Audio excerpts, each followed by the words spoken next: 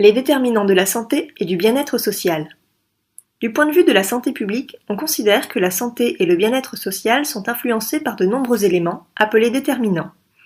Ceux-ci peuvent avoir une influence positive ou négative sur la santé et le bien-être social, et cette influence peut être individuelle ou collective.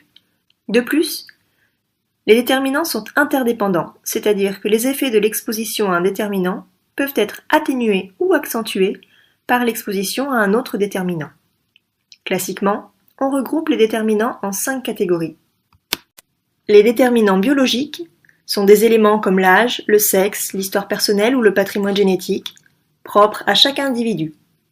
Les déterminants comportementaux sont les comportements et le mode de vie d'un individu influencés par des facteurs sociaux, comme l'alimentation, la pratique sportive, les loisirs ou la consommation d'alcool et de tabac. Les déterminants environnementaux, eux, regroupent des éléments comme la qualité de l'air, de l'eau, des sols ou des aliments. On peut y ajouter des éléments comme les conditions de logement ou de travail. Les déterminants sociaux, plus précisément socio-économiques et socio-culturels, sont les conditions sociales, économiques et culturelles susceptibles d'influencer la santé d'une population.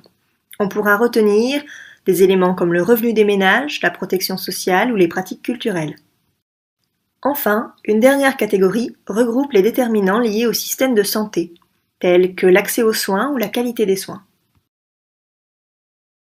D'un point de vue épidémiologique, c'est-à-dire d'un point de vue de l'étude de la fréquence et de la répartition dans le temps et l'espace d'un problème de santé, on ne parle plus de déterminants influençant positivement ou négativement l'état de santé, mais de facteurs protecteurs ou de facteurs de risque. Dès lors qu'un lien statistique est fait entre un élément et l'amélioration d'un état de santé, l'élément est appelé facteur protecteur. Par exemple, une activité physique régulière et une consommation quotidienne de fruits et légumes sont identifiés comme réduisant les probabilités de développer une maladie cardiovasculaire. À l'inverse, lorsqu'un élément augmente la probabilité de développer un problème de santé, on parle de facteur de risque.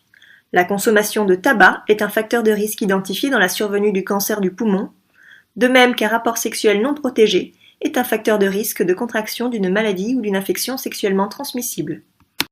Identifier les déterminants, les facteurs de risque et les facteurs protecteurs de problèmes de santé permet au pouvoir public de mettre en place des dispositifs de prévention, d'éducation ou de soins pour améliorer la santé de la population.